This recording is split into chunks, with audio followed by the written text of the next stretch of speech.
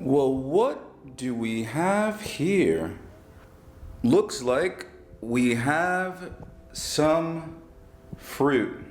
And in today's video, we're gonna learn some idioms with respect to fruit. Let's take our first fruit. The banana. Now, with respect to a banana, there are a couple idioms that you can use. Have you ever heard of the idiom, go bananas? Well, for example, I hope you don't go bananas while studying and learning English. That idiom means I hope that you don't get mad, upset, go crazy, bonkers. Relax, don't go bananas while learning English. Through practice, consistency, hard work, prayer, you can achieve your English goals. Remember, that's why the theme this year for Ask Teacher Will, the ATW family, is Be Determined. So don't go bananas. Now there is another idiom associated with bananas, meaning, have you heard of this? Top banana. You are the top banana. What do you think the idiom means? Top banana. If somebody says that you are the top banana, that means that you are the most important person in a situation, in an organization. You are the top banana in class. Congratulations. How does it make you feel? You're number one, uno, numero uno. Congratulations. You're the top banana. So those are some idioms that you can use associated with a banana. But we have more fruit, we have more idioms, so let's pick another fruit. And by the way, if you think of an idiom with respect to banana, put it in the comment section, all right? Because you and I, we learn together, hopefully. These are plums. Do you like plums? Have you eaten a plum? I like plums. Maybe I should eat a plum right now. But, wait, what do I need to do to the plum before I eat it? I need to rinse the plums off. Rinse, remember that word?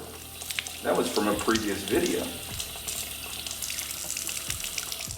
All right, I've rinsed my plum. Let me give you two idioms associated with plum. The first, like a ripe plum. The idiom means something that is easy or requires little resistance or effort. All right, let me give a sentence for ripe plum. It's a good plum. You want to achieve your goals this year? You want to achieve your goals in English? Excuse me, we're talking with my mouth full. Wait a minute. English, ladies and gentlemen, obtaining your goals, it is not like a ripe plum. You have to study. You have to put the time in, the effort. So no, English is not like a ripe plum. But I have another idiom for you. See, I was hungry. Pretty good. Let's learn another idiom with respect to plum.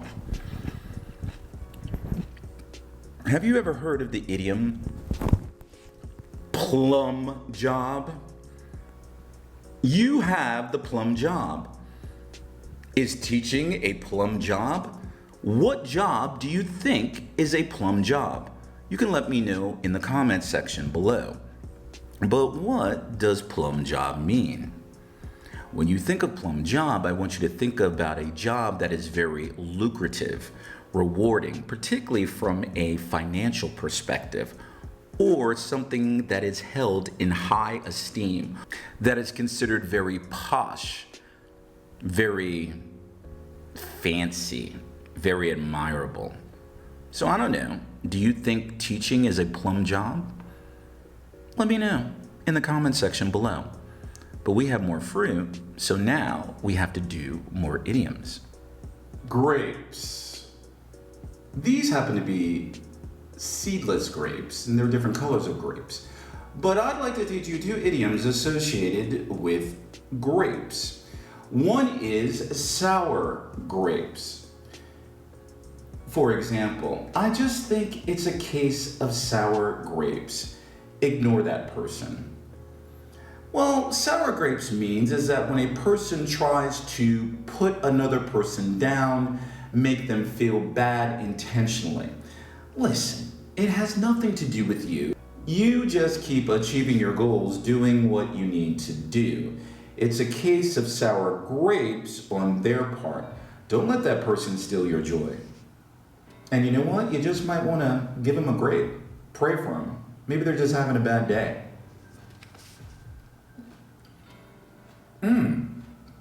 Good. The other idiom with respect to grapes. It's a famous song. Have you heard of the song?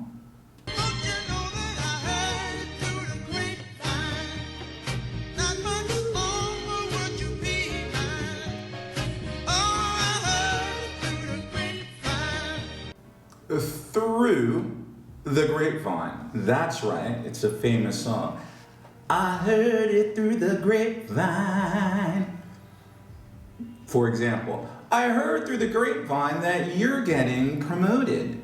I heard through the grapevine that you are now leaving your country and you're going to study abroad. Congratulations. When you think of through the grapevine, think of a rumor, gossip, something that's unofficial. So I heard through the grapevine that you've been watching Teacher Will's videos and you're learning something. Is that right? Is that true? Let me know in the comment section below. Now we've done some grapes, but it's time for another idiom because we have a couple more fruits that we want to discuss. Are you ready? Let's go. This is an orange. Do you like oranges? All right, so there's 2 idioms that I want to teach you with respect to an orange. One idiom I will describe now, and the other idiom I will use in conjunction or together with another fruit. There's an idiom that we use called squeeze the orange. For example, let me use the idiom in a sentence. This business is like squeezing an orange.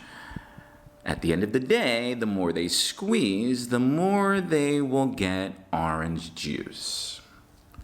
Squeeze the orange. Now, I can't, if I squeeze it right now, I'd have to peel the skin to get the juice, but squeeze the orange. Can I give you another example? Sometimes people like to squeeze the orange with respect to Teacher Will. They just want to squeeze the orange. They think I'm an orange and they want to squeeze me. Well, what do you think that idiom means? Could you tell me? Do you know? Do you have an idea? The idiom means to make use of everything that someone has to offer. So, squeeze the orange. Are you calling me an orange? Do you like to squeeze me? I'm just kidding, as an example. All right, now let me introduce to you another fruit. It comes in many different colors. Sometimes it's red, sometimes it's green, sometimes it's yellow. People make pies from it sometime. Do you know what the fruit is? Do you know? Well, let me show you. Apple. Now, there's an idiom that you can use with respect to apple. You are the apple of my eye. Apple of my eye. That's an idiom. And that idiom means, for example, you use that idiom when you want to describe a person that you cherish, that you respect. that you even admire or even sometimes love, either friendship love or a romantic setting. So, for example, who is the apple of your eye? Do you have a favorite child that is the apple of your eye? Who is the apple of your eye? Is it me, Teacher Will? Right, I'm the apple of your eye. Anyway, that's one idiom that's used with apple. Now, if I take the apple and I combine it with another fruit, you have apples and oranges. Apples and oranges.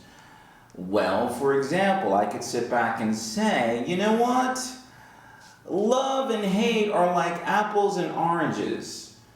Jealousy and admiration are like apples and oranges. Or, you know what? That person is no competition for me. It's like apples and oranges. The idiom basically means is that when you compare two things that are completely different from each other, apples and oranges.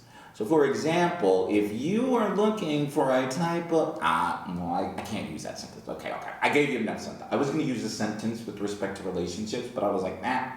It's like, well, let's see. If you want to find love, I'll use it. I'll say it. If you're looking for a relationship and you're looking for love, you might want to find the correct type, not apples and oranges. If you're looking for one thing and the person is looking for another thing, it's apples and oranges. You're not going to work out. So, there you have some idioms with respect to an apple. I have one last idiom for you that hopefully it will drive home the point of the importance of idioms as it relates to fruit. I hope that by you watching this video and learning these idioms, it will bear fruit. And that idiom means is to do something that will be successful and give you the results that you want. So in today's video, you've had the opportunities to learn idioms associated with fruit. Now in the comment section, what I would like for you to do is take one of those idiomatic expressions and use it in a sentence. Whether you say, I've heard it through the grapevine, sour grapes, top banana, whatever it is, use the idiom. If you're new, welcome to the ATW family. My name is Teacher Will. This is the place where hopefully you and we learn together. Click on that subscribe button, hit that bell notification so that when I drop a video, you are made aware of it. Hold on a minute. I shouldn't talk with my mouth full, but anyway, the fruit's so good. Anyway, make a comment below, and I hope this video will aid you in bearing fruit with respect to your goals and with respect to your English goals. Remember, our theme for this year, determined. Are you determined to achieve your English goals? So, whatever you do in life, I hope that you bear fruit. I'll see you next time. And remember the fruit idioms.